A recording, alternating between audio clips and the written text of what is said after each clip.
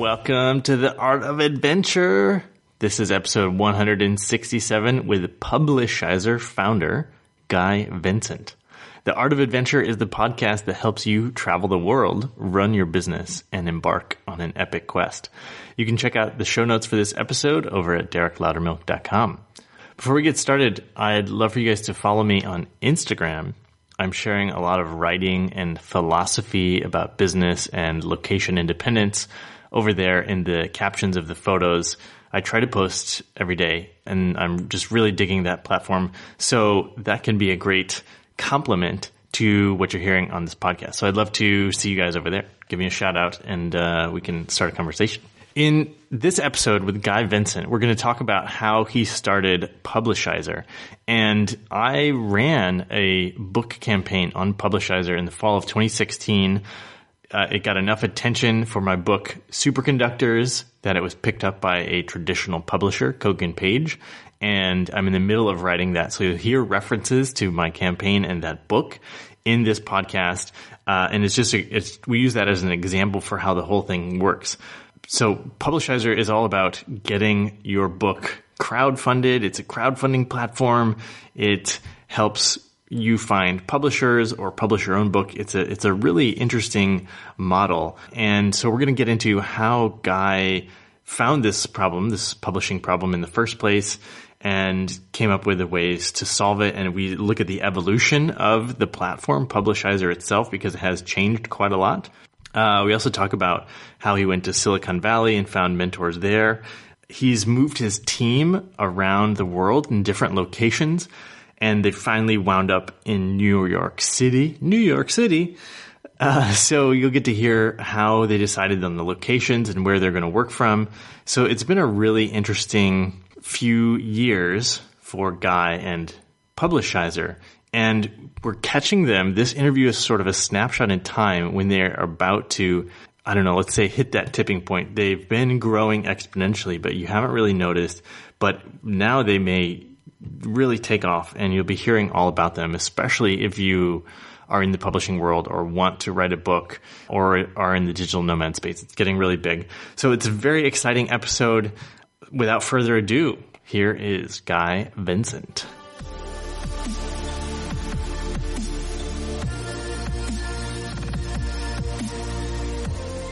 Welcome back to the Art of Adventure. Here we are today with Guy Vincent, or Guy Vincent, as he's known in Australia. Welcome to the show. Thank you very much, Derek. I appreciate your French there. That was beautiful. I don't actually speak French, but I can do a pretty good made up French word accent. You had me. That was great. Thank you. Great to be here. Yeah. The last time, I think we only met one time in person very briefly a year or two ago at the Ogo Ogo Monster Festival. In Bali. Yeah, in Bali. Last year in Bali. Okay. So you, for the listener, Guy is the founder of Publishizer. Is that correct? Correct. Yep. And Publishizer is the platform that I used to for the initial pre-launch of my book, Superconductors, which will be out next year. And I thought it was a great time to have you on, because that's really helped get that book along the Publishizer platform. Probably actually I wouldn't have even done it without Publishizer. So I thought, yeah, this is perfect. I know that you guys, you moved around a bunch with the team, but now you're based in Brooklyn. Very exciting stuff. So first question, what should it be? You were moving around. You guys were digital nomads, but now you're in Brooklyn.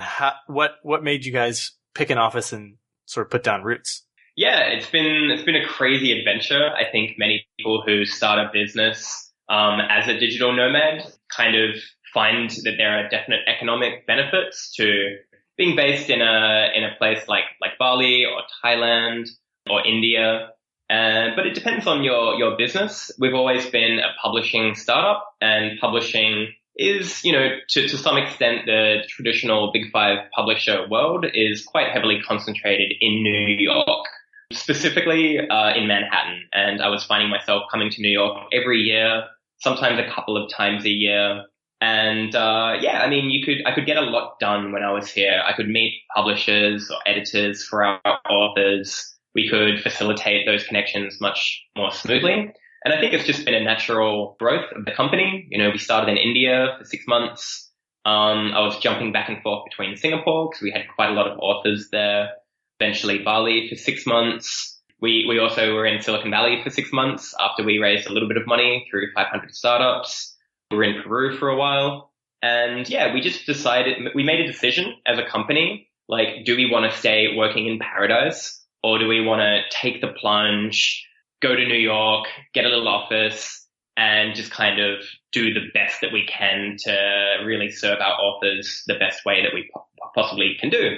And that was what we decided to do. So we're now 2 weeks in Brooklyn, and yeah, it's all happening. We got a little office space sorted out. Awesome. A lot is already happening. I'm really confident it's been the best decision for the business and for our authors. Good. And how big is your team currently? Yeah, so we're mostly a full-time team of 5. There's myself. We have an engineer in Germany, Toby, who's amazing. Lee, he works with our authors. He's here in Brooklyn. After 1 year in Bali, he was there. I was like, dude, no pressure. You don't have to come. He's like, nah, I'll come. Let's do it. Yana, who works with our publishers and pitches our authors, is here as well. And, yeah, we have a head of community as well, who's based here and helps us with all of our social media and events and contests and all of that as well. Cool. Yeah. There's so many things that I have this inside experience for having gone through the Publishizer process. So I'll just actually tell my story really quick. There was, maybe 6 months ago, I did an interview with JG Francoeur, and he has, Black Card Publishing, and he was basically talking, you guys listening, whoever should really consider publishing a book because of the credibility that it gives you as a consultant, as a coach, all kinds of things. It's like this amazing business card. And I thought, oh, that's really cool. And then he told me, you have all this content that you've learned from podcasting. It would be really easy for you to write a book. So that day, right after I got off the interview, I went to Publishizer and I was just poking around and I made up a book and submitted a proposal. And then you guys called me. I think Lee got in touch with me, who's awesome, by the way. Shout out to Lee. And we sort of talked about what it would look like. And at the time, you guys were doing this author cohort where a bunch of authors at the same time would all launch campaigns together and share ideas. And so about a month later, the campaign launched. That was October 2016. And I had a month to get 250 pre-orders. It came down to the last day and I did it. And then queries started coming in from publishers. Probably 2 months ago, I signed with a traditional publisher, Kogan Page, which which you're excited about. So I guess that they're a quality publisher. So that's cool. Yeah. So it almost carried me along. It was this idea, and I went, and you guys sort of helped me run with it. So yeah, it really worked for me. I'm glad to hear that.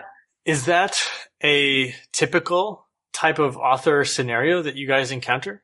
I mean, you're a one of a kind, Derek. I don't know many podcaster, athlete, scientists. So,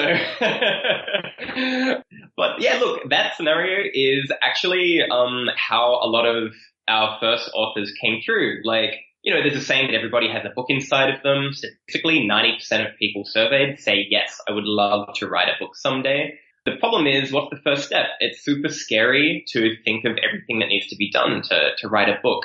So we basically, when we encounter authors, especially who've submitted a proposal on Publishizer, they're normally at a very early stage in their book. Sometimes they haven't even started writing their book, and that is totally okay. One of the biggest unknowns of the traditional publishing world is that for nonfiction, 90% of books published and acquired are not actually written when the publisher acquires them.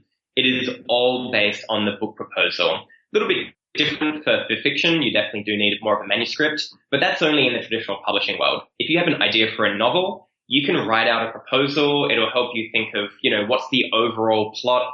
Who are the overall characters? What's the world I want to create? how can I structure this?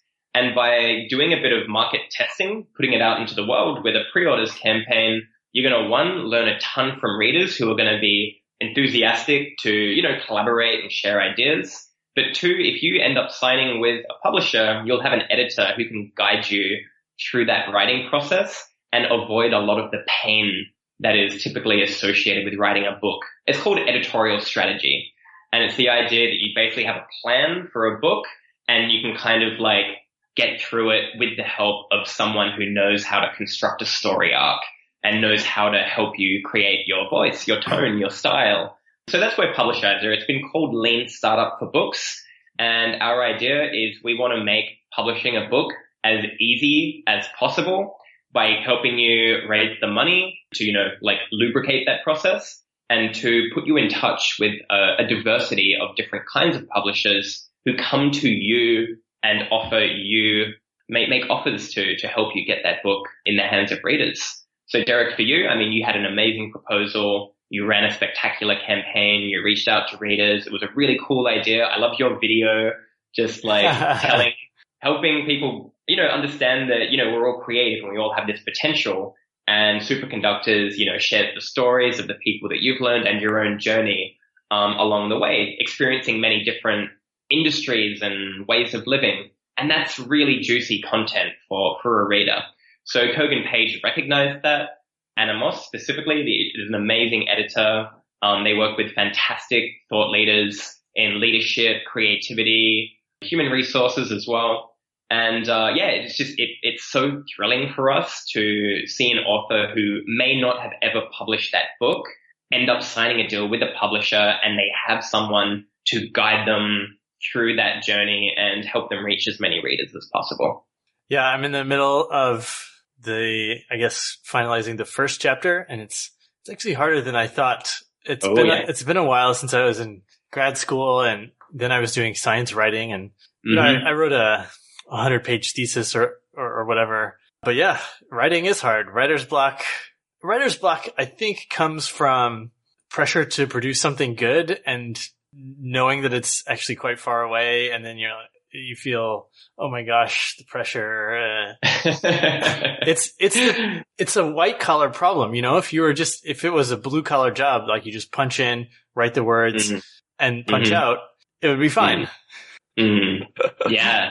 No, I hear it a lot, and, I experience it too. Like I write a lot, and, I feel that pressure to want to write something good as well. But yeah, 100 crappy words a day is kind of the philosophy that I go by, which is if I can put 100 crappy words out there, no worries. I've accomplished my writing goal for the day and it doesn't matter. But over time, the ideas start to come together.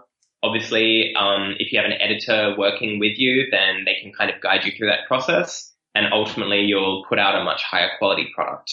Yeah, it's sometimes amazing to see how a manuscript starts. When an author has finished writing it, I'll be like looking through it, and then suddenly the finished book comes out and I'm blown away. The storytelling is there. The opening is hard hitting.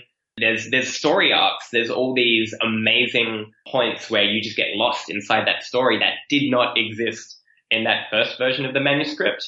But it's always a matter of just write it, put it out there, and, let nature take its course. Were you an author before you started Publishizer? Yeah, so the original earliest inception of Publishizer was a totally random ebook publishing experiment that I did in college. I was basically looking for a way to pay for a few more beers. I'd moved away from home to a new city in Melbourne where I was studying, and I was curious about the rise of ebooks, and I was curious about, Google AdWords and internet marketing. So I saw that there was a lot of traffic on waking up early, and it was something which I'd been experimenting with at the time. And I'd noticed that no one had written a book on waking up early since Benjamin Franklin a couple of hundred years ago. So I thought, I can do this. I'm going to wake up early at 5 a.m. every day. I'm going to write. I'm going to try doing different things to see what works best. And I'm going to share it in an ebook.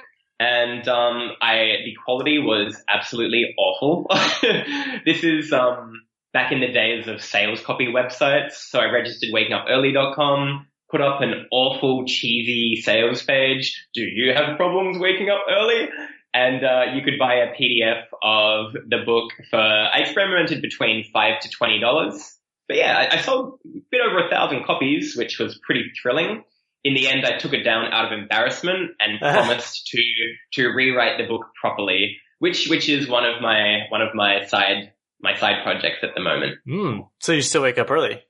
I still wake up early. Yeah, it's always been part of my, I guess, my ritual in the morning. Living in Bali was just perfect for it because, as you know, it's so warm. You wake up to rice fields and volcanoes. Easy to be healthy. A friend in Bali, Share Yaron, who runs Freak Coffee, got me into fresh coffee roasting. So I'd be up at the crack of dawn roasting my own coffee.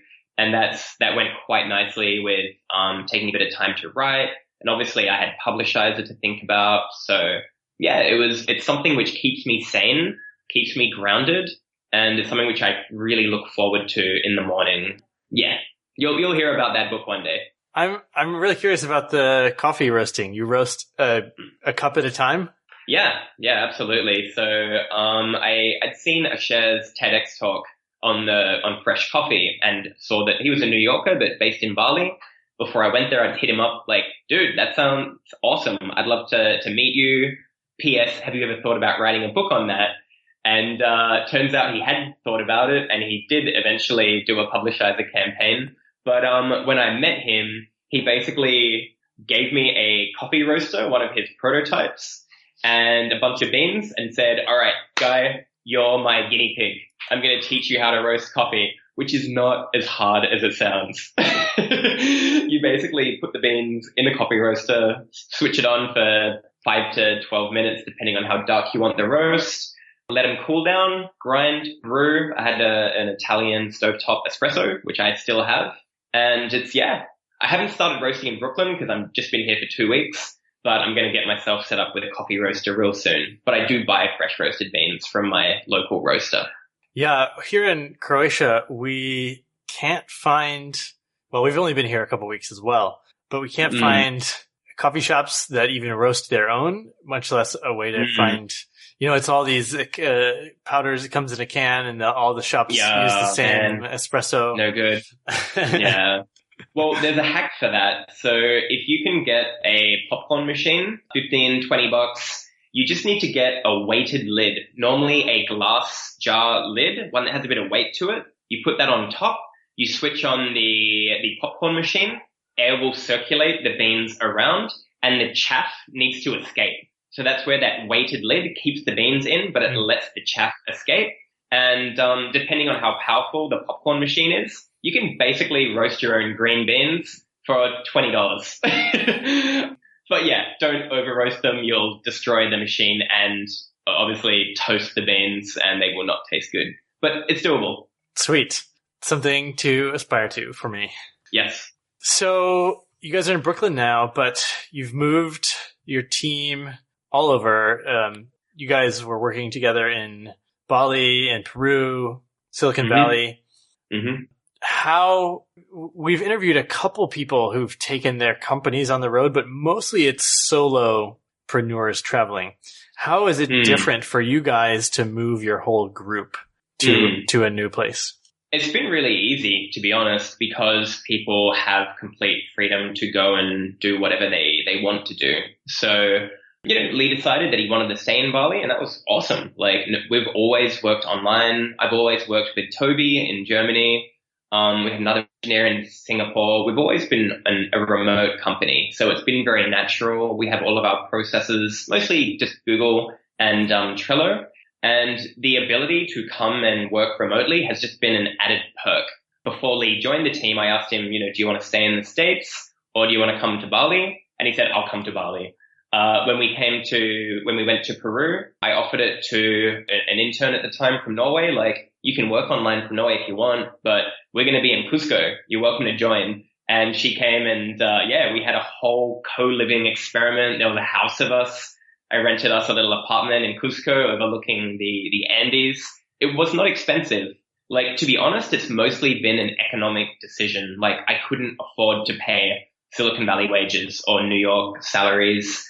So there's always been that startup dynamic of just trying to kind of like keep the ball rolling, keeping the team alive while we bring this product to market.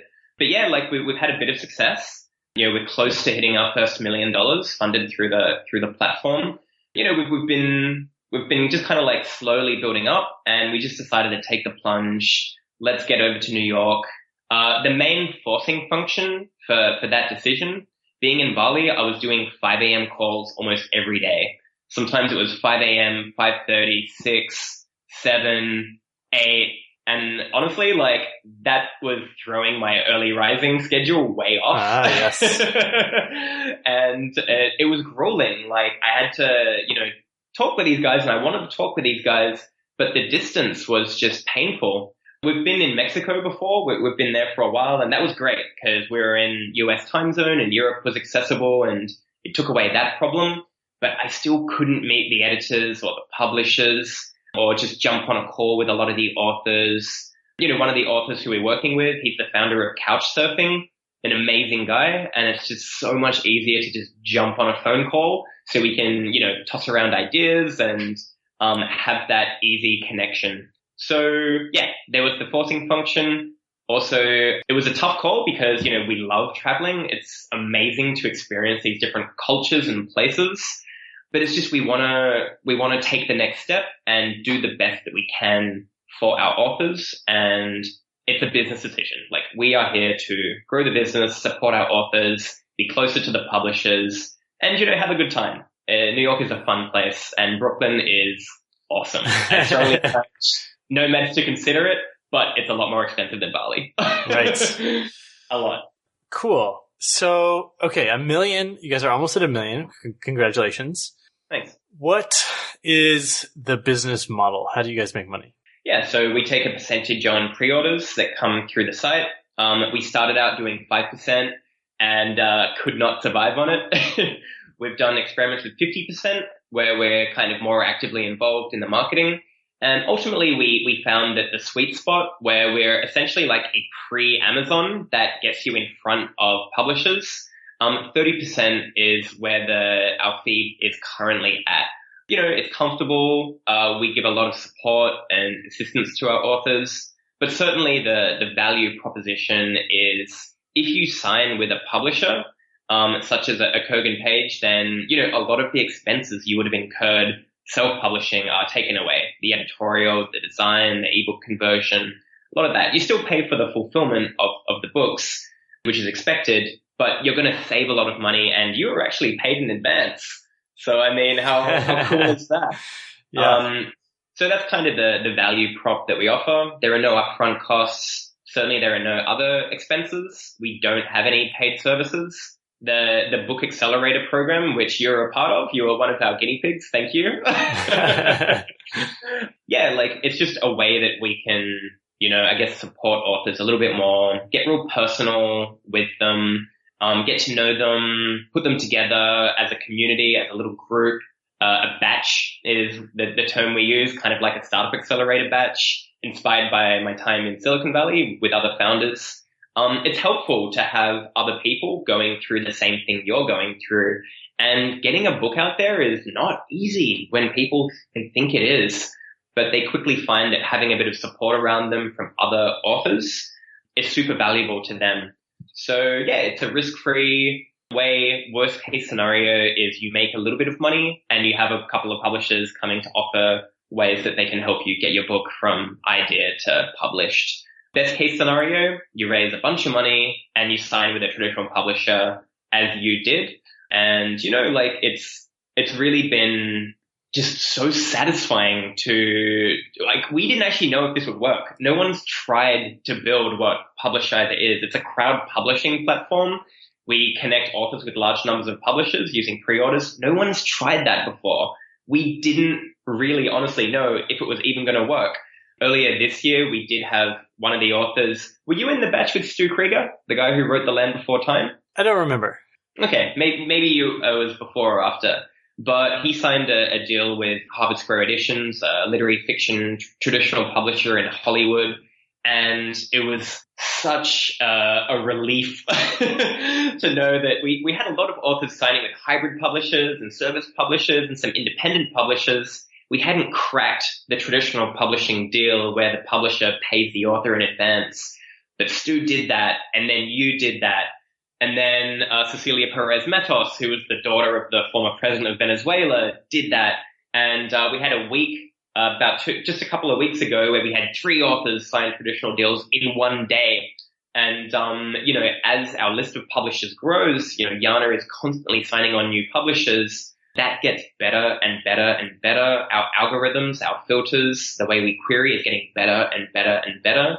So the dream is we'll have thousands of editors and publishers signed onto Publishizer. You put your proposal up, you're getting money flowing in, you're getting publishers coming to you, and you just choose one that you're happy with, and it's risk-free, and, that's kind of where we're headed with the startup. Wow.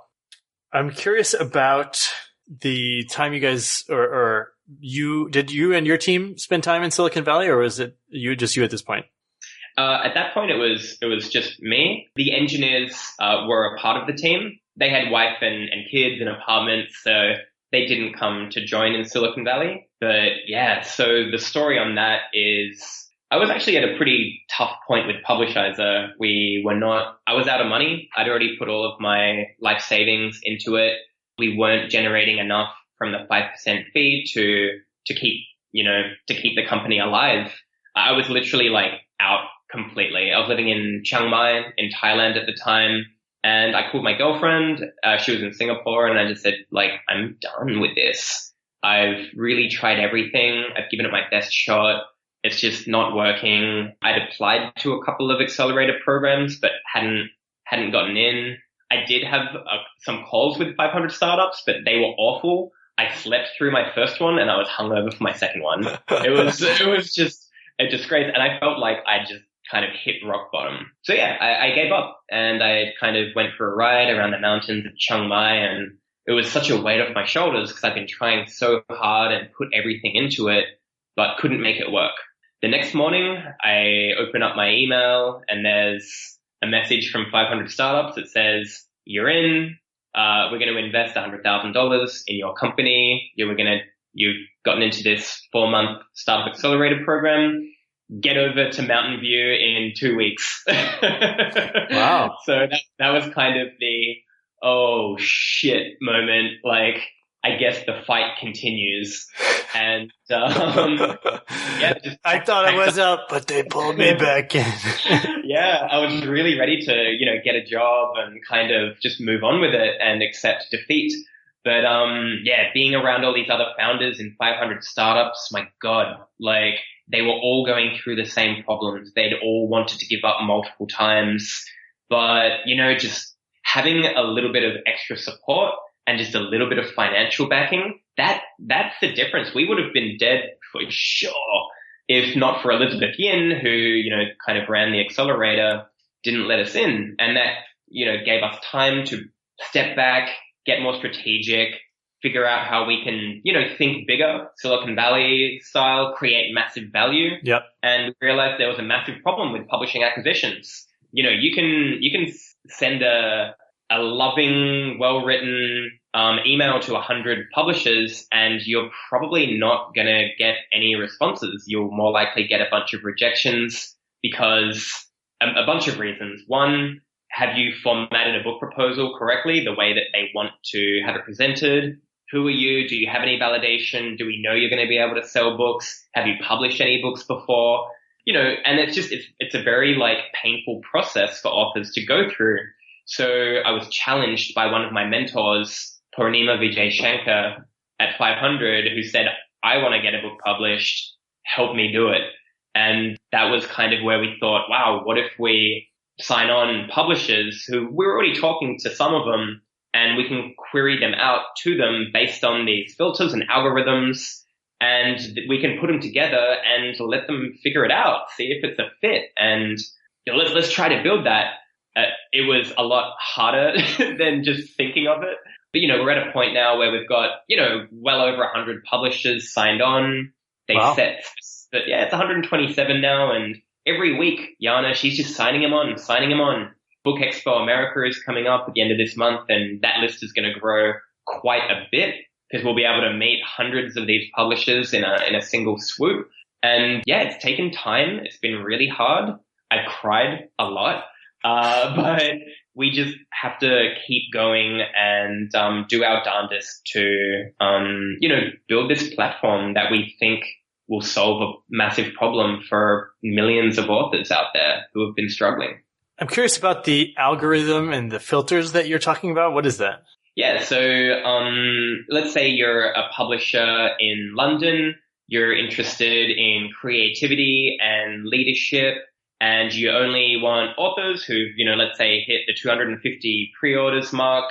Publishizer can serve that up to them in a really specific kind of way. So that's actually exactly what Anna Moss was looking for, who you signed with. Okay. So, publishers normally specialize. Obviously, everyone knows the big five. Well, they've heard of the big five, Penguin Random House and Macmillan, Simon Schuster, HarperCollins. They're made up of hundreds of imprints who are really quite selective in terms of what they're looking for. And the editors who are acquiring for them have even more specific interests that they're looking for. They might be looking for cozy mysteries or startup thrillers. And for authors from specific locations with certain levels of traction.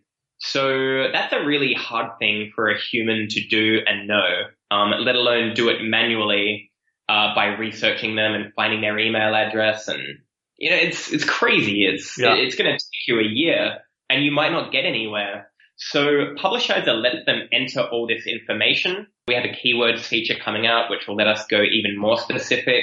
And we can serve these book proposals to them in that way.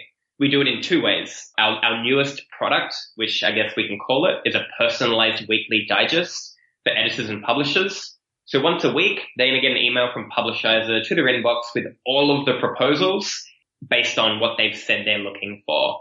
So as an author who hasn't sold a single pre-order on the site, you're still going to get in front of potentially hundreds of publishers who might just be looking for your specific kind of book. Now, if you want to increase your visibility, increase your rankings, appear at the top of that digest, guess what? They're ranked on pre-orders. So if you're able to sell, a couple of pre-orders, you're going to increase your visibility. So that's one way that we do it. It's open, it's democratic, it's just like it's a thing that just happens every week. And we've noticed a lot more of our publishers expressing interest through that weekly digest. Because we can hit them up before authors have hit these certain milestones. When you did your campaign, Derek, there are a lot of flaws in the product. There are a lot of flaws in our approach. There are publishers who probably would have been interested in superconductors if it hadn't even hit that 250 pre-orders milestone. Mm-hmm. So that the digest solves that. But to give authors, some incentives and some gamification, and to make it more fun, to be honest, when you hit one pre-order, 100, 250, 500, and now 1,000 for the big five imprints, which we implemented a few days ago. Always evolving, always adapting. You can basically get your book proposal directly in the inbox that's separate from the digest. So, just by building these different tools, we can measure, see what happens, see how publishers are expressing interest. I think we've now kind of got it pretty nice where we can democratically arrange book proposals for potentially huge numbers of editors and publishers. And we're just going to keep improving it. We're going to keep tweaking it to make that crowd publishing system as effective at connecting authors and publishers directly as possible. So you're really helping publishers as well. Oh, big time. Yeah. So one of the biggest problems for an editor is they're going to be judged on how well the titles that they acquire sell. There's literally no way for an editor to know if the titles that they acquire are going to sell until they've been published, until crowdfunding came along. Suddenly you can see if there's an idea that resonates with an audience. You raised thousands of dollars and had hundreds of readers pre-ordering copies of your book. To a publisher, that shows them that one, there's an audience. Two, you're an author who's able to connect with people with their hearts and minds, which is really what publishers are looking for. They don't care so much about the number of pre-orders that you sell as can this author connect with readers? You prove that you could. That makes you a much lower risk acquisition for publishers who honestly receive hundreds of proposals, sometimes every day, certainly every weekly. And we give them a way to see, well-formatted book proposals presented the way that they like to receive it. We send it to them once a week, ranked by pre-orders, and they can actually then use those pre-orders to orchestrate a more successful book launch in terms of getting reviews and praise and testimonials and word of mouth, which is actually what sells books over the long term. So we've found ourselves in a really interesting kind of spot. We didn't really expect it or plan for it or have a strategy to do that. It just kind of happened. We were just in the middle of authors and publishers, kind of like a literary agent, but we're saying, look, we're not going to judge you based on our opinion if we think it's good or not. We're going to let readers decide. And that's the democratic element of Publishizer. Super. I'm curious, maybe in Silicon Valley or just along the way, what are some key skills that you personally had to acquire to make this company more successful? Data. Absolutely data. I am not the kind of guy who can look at a spreadsheet without, having indigestion. I specifically remember the last time I had a math class, I ripped up my textbook and jumped up and down on it. That's with a father who was a professor of mathematics and physics and all this kind of stuff. So maybe there were some daddy issues there. But no, he's an amazing educator. But I didn't have the passion for it. I couldn't get passionate about mathematics or physics. I was curious about humanities. I liked nature and environment and economics. I went into urban planning. I did a degree in urban planning because I was just so curious about the natural and the human worlds and how they interface. So when it came to being in a tech startup and getting this thing off the ground, I mean, it was fun working with authors and having all these cool ideas, coming in front of my eyes every day. Awesome. I get to meet some of the most interesting people in the world through this job. But in Silicon Valley, they're data driven. They're measuring everything. They're running A/B experiments and iterating based on the results of those experiments. It was not something which existed in my mindset. But once we started running experiments and doing surveys and testing features, oh my God, it just tells you what you need to do. The data talks to you and gives you answers to the problems you've been trying to solve. Recent case in point, Jana joined our team and she said, Guy, you're basically doing it all wrong. But you should be, sending a weekly digest to editors, to which I said, prove it. So Jana did a survey to, a full list of publishers who'd signed up on Publishizer already, asking them, would you like to receive a digest of proposals from us daily, weekly, monthly, one at a time? And weekly digest just crushed it. It was like 70% of them said, yeah, I want a weekly digest. To which I said, okay, you're right. You've proven your point. Let's go build that. And, the feature has been, just such a hit so far with publishers and explaining how it works to them. I say, look, sign up for this free weekly digest. It's personalized. We'll send you proposals you're interested in and you can see pre-orders data. And it's just like, it's a no-brainer for them. There's literally nothing for them to lose for signing up for that profile. So this way we can, get more publishers on our site. Authors still have the gamification and the incentives to kind of sell more pre-orders, which is better for them. And it's better for us, obviously, because there's more, success on the site. And it allows us to keep building this platform, which, I think it's only just getting started. I really believe we've only just kind of hitting our first stride in terms of what it could achieve. But yeah, we're going to give it our damnedest. Yeah, it's as our conversation goes on here, I'm really thinking like, wow, you guys have really hit the sweet spot.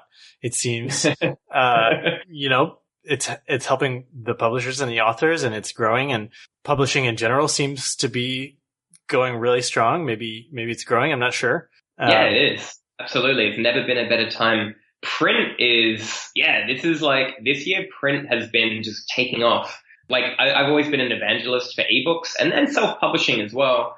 But what we're seeing is a maturation of ebook sales. Readers love them. They're convenient. But also for self-publishing, it's great. It's an option. But, there's a bit of fatigue from many authors who have self-published. And for their next book, they're like, you know what? I would really love to have a publisher help me with this.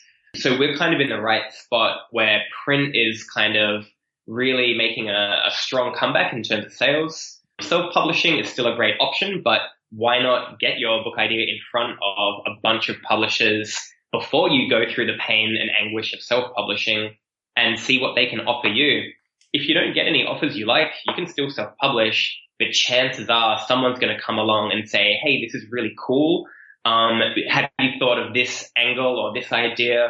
Oh, we have some lists, some email lists or some communities that we can get this in front of, or we have some distribution channels, or you just fall in love with an editor who really gets your message and can, make your words sing off of a page, which most authors dream of, having readers lost in their, what they want to share. But that's what an editor really does.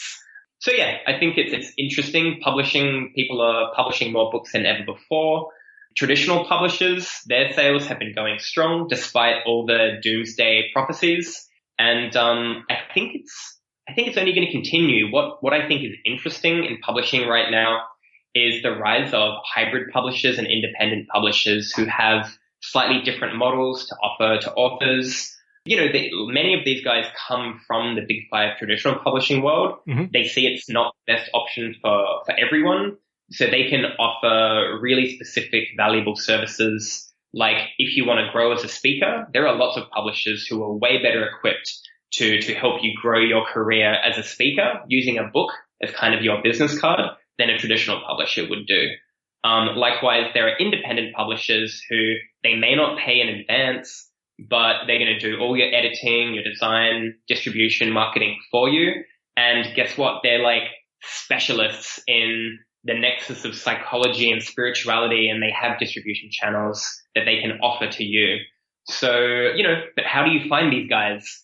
A Google often won't bring them up because, they're a small imprint. They're kind of like hidden below the Google rankings, but we know that they exist and we can sign them up for a profile and we can present your proposal to these guys, in a really targeted kind of way. Wow. Fascinating. Were there some key relationships that you've made along the way that opened doors for you or gave you the right ideas or things like that?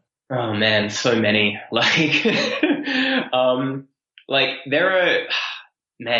There are so many points of failure along the way, which we would have just hit the ground and died, if not for so many people. The first one was Martin Brockhaus. He was the first engineer for Publishizer in Singapore. He got my idea. He got what I wanted to build. He saw problems that I didn't foresee, and he was able to get the first version of Publishizer off the ground. So if not for Martin, Publishizer would never have happened. The first author who decided to take a risk on us was a lady in Australia who wanted to publish a cookbook for backpackers called The Backpacker Chef. If she had never launched a campaign, Publishizer would never have gotten off the ground. It would never have survived. Scott Bales, a speaker in Singapore, he launched a massive, wildly successful campaign when we were struggling to get, exposure and success stories. He was our success story. If not for Scott, Publishizer would never have made it off the ground.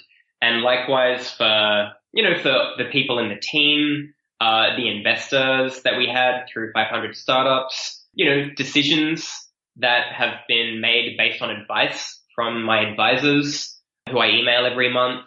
Yeah, like a guy in Singapore, Justin Hall, he's a VC. He's just been a true friend and advisor along the way. I'm pretty sure we only got into 500 startups because of his, recommendation and referral. So there are so many. And now Casey Fenton, the founder of Couchsurfing, it's been a way for us to, I guess, kind of, level up the company and the kind of people who have new original insights on how Publishizer can be improved.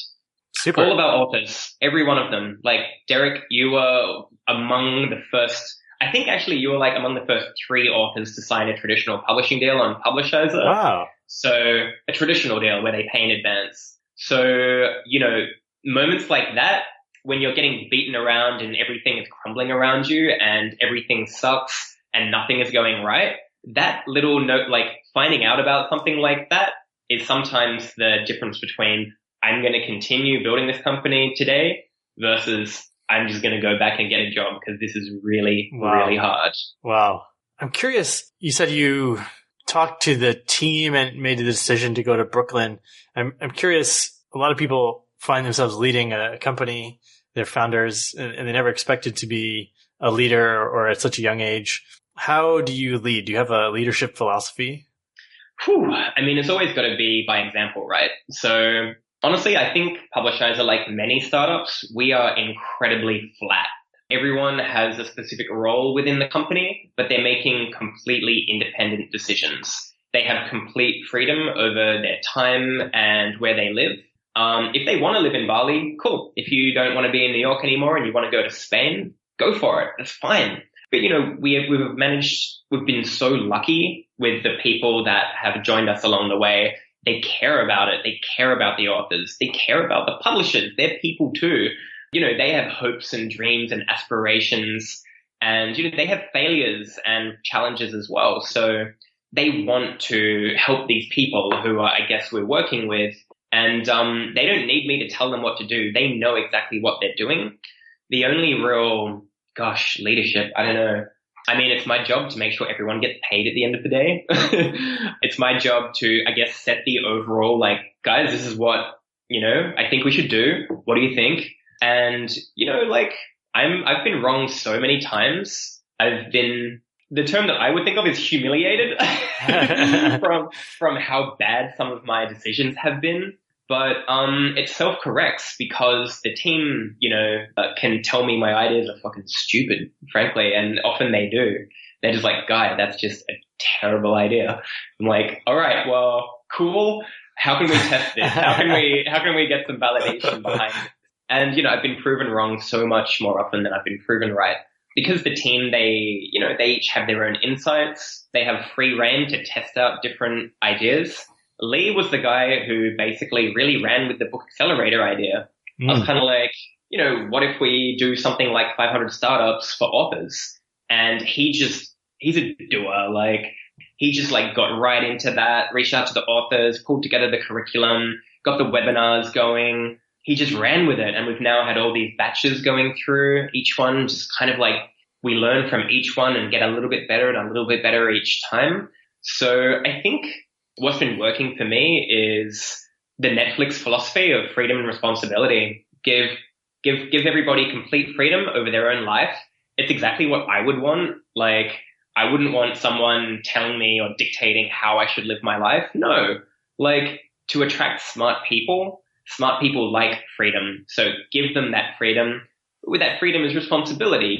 We do have metrics that we track every week. We do share the problems that we're facing and pressure points every week. We come up with solutions every week as a team on how we can solve those problems. We don't do it with meetings. We just have a Google Doc, super low tech kind of solution, and we just put it all in there. I don't want to waste their time with meetings or whatever kind of stuff. They've got better things to do with their time. So yeah, that's I guess what's been working so far. I love it. I think probably someone listening is going to want to come work with you guys. Yeah, I mean, that's kind of been really awesome. We do have people reach out, like Ilva from Norway, who's just like, I think what you guys are doing is really cool. She was studying her Masters of Literature. She had a bit of time over the summer. And yeah, she came down and joined us in Cusco. And it was actually her who originally orchestrated that match between Stu Krieger, the guy who wrote The Land Before Time, and Harvard Square Editions, the Hollywood publisher where he's based. So her impact on the company was pivotal, completely pivotal. And I'm hoping that she'll come back and join our team after she graduates. Super. There was one more thing I was curious about, just the idea of gamification. And are you referring here to the fact that it's a 1 month window and we're trying to hit the 250 and it's kind of like a race against time? Is that the idea, or is there more to it?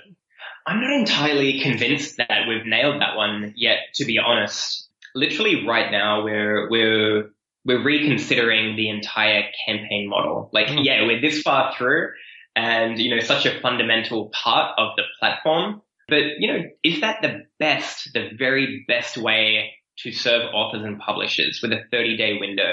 Publishing acquisitions can be really slow.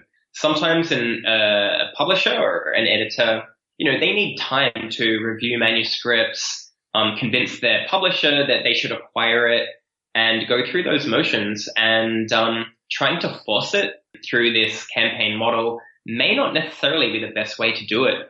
There are plenty of instances where an author has launched a campaign, the proposal still sits on Publishizer, publishers can still see it, and along comes a publisher a month later and says, oh, this looks really cool, let's talk. And then they end up doing a deal together. So, yeah, I mean, the gamification, that to me means, can we help authors to sell more pre-orders? That's going to help them in no matter what context. More pre-orders just gives them more leverage, more freedom, more options. That's the bottom line. It also allows us to, survive as a company. Gamification for publishers is, how do we get them to express interest in as many of our authors as possible? Like, the more of our authors who they're reaching out to and connecting with, that's just like a positive feedback loop. Yeah. Because the author feels great. They get a notification saying, hey, Derek, Kogan Page has expressed interest in you. Oh, and guess what? They're a traditional publisher. That makes them feel great. And when you have 10, 15, 20 publishers expressing interest, that's a magical experience for an author. Likewise, for a publisher, if, we can put them in touch with authors who they're really specifically looking for and make a great acquisition for an author who's going to go on to be a great success for them, that's huge. So our job is to figure out, as a tech company, how do we gamify the pre-orders and the interest part as the connection point between the author and the publisher. We don't honestly have time to be a publisher or a literary agent or, providing, services. Like, we're a tech company and we want to figure out how to fulfill that role, do that job as effectively and as possible, and make it fun as well. Excellent. All right. Well, I have two questions that I ask all of my guests. The first is, if you could change or add something to the world, what would you wish for the world to have? Okay. So I guess this is probably not the answer you would expect. Car-free cities. During my urban planning days, and I was interested in planning and transportation and, SimCity, and from a pretty young age. It was kind of weird. I was reading books about car-free cities at 14 and 15. I really believe that human well-being as a whole would be much better served if our cities and our towns were designed in such a way where people can walk to work or ride to work, have a more healthy, clean environment with more pedestrian spaces, more open space, shops on the streets, parks, activities, events. Like, being in Brooklyn, like Bushwick specifically where we are, it's just a vibrant community. Got like a big Mexican, a big Dominican population. The Central Park has skateboarders and bicyclists and basketballers and parents and joggers. Like, for me, it just makes me so happy to see that happen. And New York actually does this really well. So that's kind of like my big dream for the world, is we get better at urban planning and we follow human principles of how do we design cities for people and not for cars. Yeah, that's my answer. Wow. Sorry. That's super cool. Yeah. I didn't have a car till I was 25. I used a bike. Nice. Always. Awesome. Yeah. A leader. Yeah. Final question. What is your definition of adventure? Oh man, life has been an adventure. I mean, this is probably the obvious answer, but it's taking a risk that scares the hell out of you and having it end up being one of the best decisions of your life. I think taking a risk is scary, right? But sometimes you look back and you go, wow, I was so scared about that decision. I made it, and every single thing that has happened in my life since then is a direct result of that decision. Wow. The example, which I'll give quite quickly, is, I was working in Melbourne at my house. A friend had raised a bit of money for a startup. I was working with him.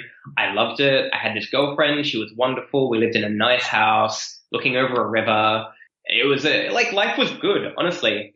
It wasn't what I wanted. I wanted adventure. I wanted to go backpacking. I'd always dreamed of going away for a year and just exploring Asia. I was always really drawn towards Southeast Asia from a young age, but I couldn't. I was stuck. I was like, I've got this job with my friend and it's great. And I've got this girlfriend and she's amazing and I've got a life here. But, the years were kind of going by. Like I wasn't that old. I was like 22 or something, but I was like, I'm not doing what I want to do. And the longer I wait, the less likely I am going to be to make that plunge. So one day I was just hovering over a mouse to click a one-way ticket to Bali. And I knew that if I clicked that, like I had to quit my job and disappoint one of my best friends. I had to break up with this girl who was wonderful. She's now in New York and we hang out, so that works. But I was so terrified, but it took me about half an hour and then I clicked that button. I had to figure everything out, within 3 weeks, quit the job, do the breakup, sell all the stuff, take care of everything, make sure nothing was left, not taken care of. I wanted to just escape and go on this adventure without any regrets or loose ties kind of left behind. And I landed in Bali and literally on day one, I met a girl from Singapore while I was backpacking. We hit it off. That night, my wallet got stolen. She basically spotted me a bit of cash until I could pay her back. And we've now been together for 7 years. And we've been to over 30 countries together. We've done our own separate adventures, but we've been to quite a lot of places together. And we've lived in maybe like a good 10 countries together for, a couple of months at a time. And it's been the biggest adventure of my life. Like that would not have happened if I hadn't booked that one-way ticket to Bali. So for me, that's an adventure. Wow. I love that story. That's amazing. Guy, where can people find you online should you wish to be found? Yeah, hit me up. My email address is Guy, G-U-Y, or Guy, as Derek at Publishizer. There are probably some links to check out. It's publishizer.com. I'd love to hear from you. If you're in New York, come hang out. We've got this awesome space. Let's go for like a fresh roasted coffee or some craft beer brewed on site or whatever. Just reach out. We did a survey recently asking if people think we're snobbish or jerks or friendly and supportive. No one said we were snobby. We were supportive, friendly, and helpful. So reach out to us and we'll do our best to help you. Say hi. We'd love to hear from you. Well, thanks for coming on the show. It was a lot of fun, and congrats for your success already, and keep going. You guys are doing awesome work. So really appreciate it. It's been an absolute pleasure. Thanks for having me on the podcast, Derek, and hope to see you somewhere in the world real soon. You got it. Bye-bye. Bye.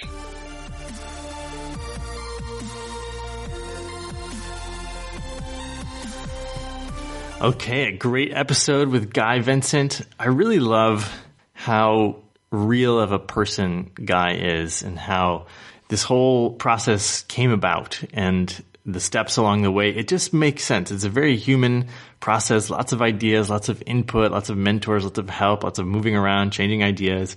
It's a roller coaster, and this story of Publishizer and of Guy really highlights the fact that anybody can be an entrepreneur if they're willing to fail, to try a lot of things, to move around, to keep going, to have some courage. There's a lot of pieces here that I really love. So I'd also love to just get some feedback from you guys about this episode. If this is the type of material that you want to be hearing, you can go over to Instagram and comment over there.